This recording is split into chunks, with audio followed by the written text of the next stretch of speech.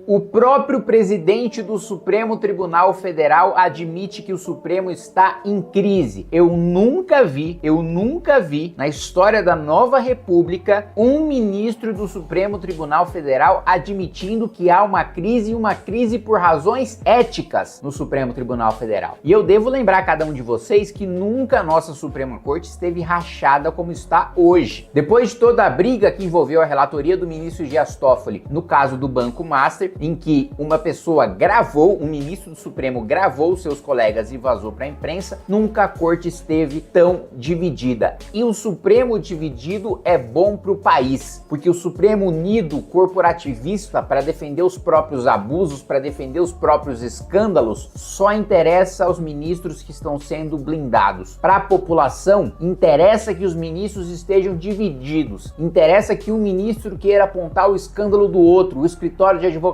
do parente do outro. Você vai assistir comigo as declarações do ministro Edson Fachin e, como eu disse, nunca um ministro do Supremo admitiu publicamente o que o Fachin está admitindo. Antes da gente continuar esse vídeo, eu vou pedir para você se inscrever no canal, clicar no sininho para receber as notificações e lembrar que se a gente quer ter um país sério em que a Suprema Corte não tenha superpoderes, em que a Suprema Corte não abuse dos poderes que tem, em que a Suprema Corte não é protagonista da política, em que a Suprema Corte ela é discreta, que juiz não dá entrevista, se manifesta nos autos, não dá show, não aparece em palanque político, não beneficia político A ou político B, você precisa fazer parte do único projeto que tem coragem de pedir prisão de Alexandre de Moraes, pedir prisão de Dias Toffoli, porque não tem escândalo de corrupção nas costas e pode afirmar com propriedade e pedir a cadeia de qualquer dos 11 ministros que estejam envolvidos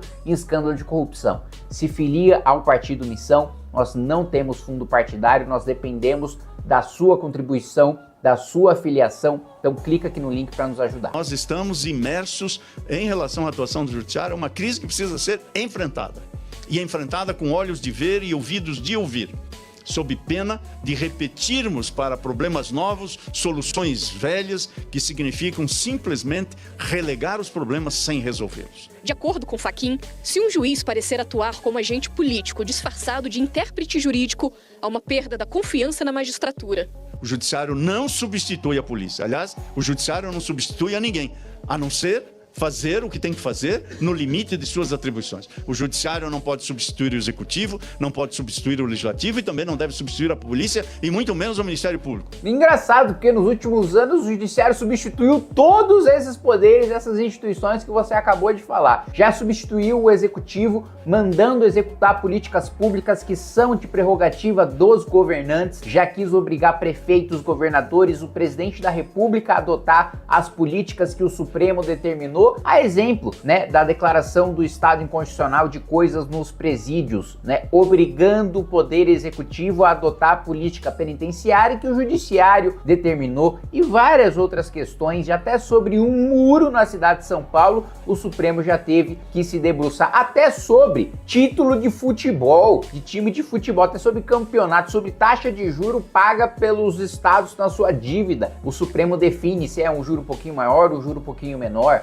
Legislativo nem se fala, Quando a gente suspendeu o aumento do IOF, veio o Supremo com canetada. Quando, o Legislativo tem o papel de determinar a opinião da sociedade sobre drogas, vem o Judiciário querer dar canetada. Aborto, vem o Judiciário querer dar canetada. Demarcação de terra indígena, vem o Judiciário querer dar canetada. Inquérito das fake news, que se fosse para ser instaurado, deveria ser por iniciativa do Ministério Público, da Procuradoria-Geral da República, foi lá o Supremo e deu canetada. Mas dessa vez teve uma atenuante para o Supremo, porque o Procurador-Geral da República concordou com a atuação do Supremo. O Procurador Augusto Aras, nomeado por Jair Bolsonaro, deixou o Supremo abrir e disse que pela PGR estava tudo bem agir sem a provocação do Ministério Público, mas mais uma vez fez as vezes de Ministério Público. Vezes de polícia também, Alexandre de Moraes atua como delegado também, utilizando a Polícia Federal ao seu serviço, como se a Polícia Federal não tivesse a independência para fazer uma investigação e aí submeter essa investigação ao Ministério Público e aí o Ministério Público, se quiser, se assim decidir, submeter ao Judiciário. Não! Alexandre de Moraes quer que a Polícia Federal se reporte diretamente a ele,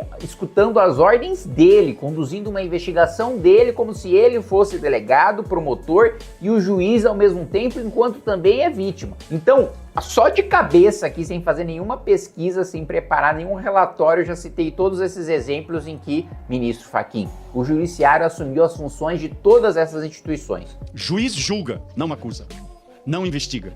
E, portanto, nesses limites é que o Judiciário deve atuar. Mas por que não dá nome aos bois? Por que não fala o ministro Alexandre de Moraes fez, faz e continuará fazendo isso? Me parece que o senhor é um fracote, não é? Você hoje é o presidente do Supremo. Se você não quiser pautar, ou se você quiser pautar para derrotar os relatórios, as decisões monocráticas do ministro Alexandre de Moraes, você pode. Mas mesmo antes de ser presidente do Supremo, você poderia apresentar voto divergente. Quantas vezes você pediu vista dos votos das decisões de Alexandre de Moraes para você apresentar um voto divergente? Quantas vezes, nem falando de voto divergente, mas quantas vezes você levantou a sua voz para demonstrar contrariedade, para você protestar nos autos, nas suas decisões contra os abusos do Alexandre de Moraes? Nunca, Fachin. Você nunca teve essa coragem. Assim como agora, sendo o presidente do Supremo, o ministro mais poderoso em tese, você não tem coragem nem de dizer o nome, só de citar o abuso. Você fala do milagre, mas não fala do santo. No caso, não vou utilizar uma outra expressão, porque aí eu seria preso. Mas pensa no inverso do milagre santo. As falas destoam da maioria dos ministros do Supremo,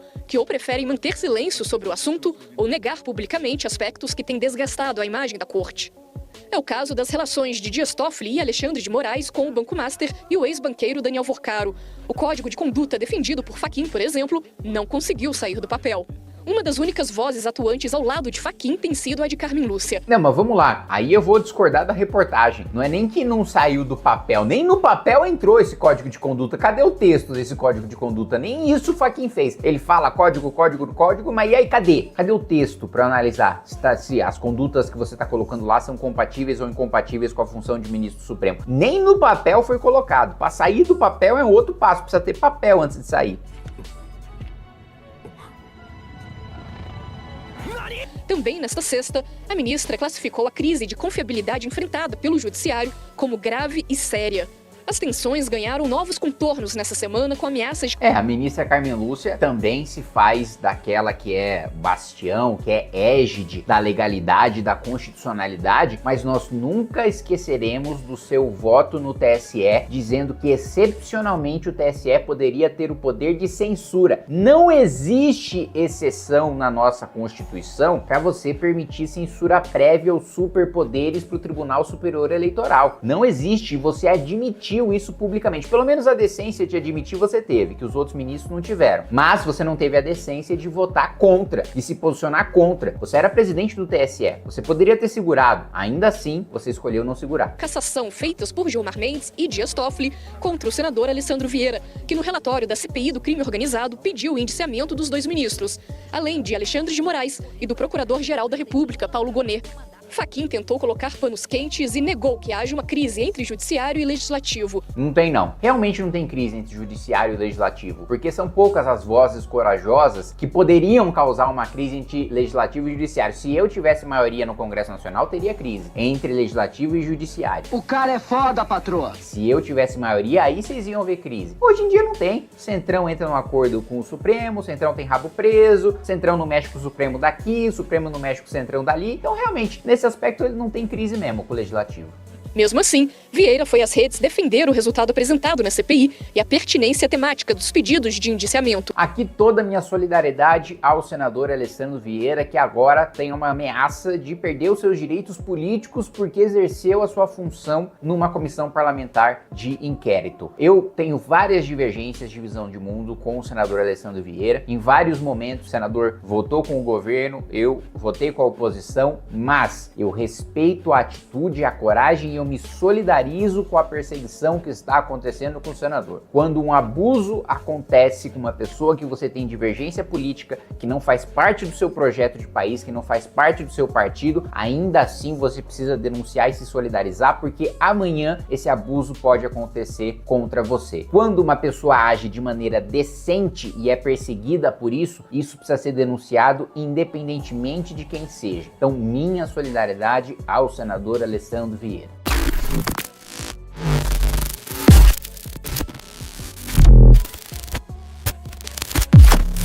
Deixe seu like para fortalecer essa missão.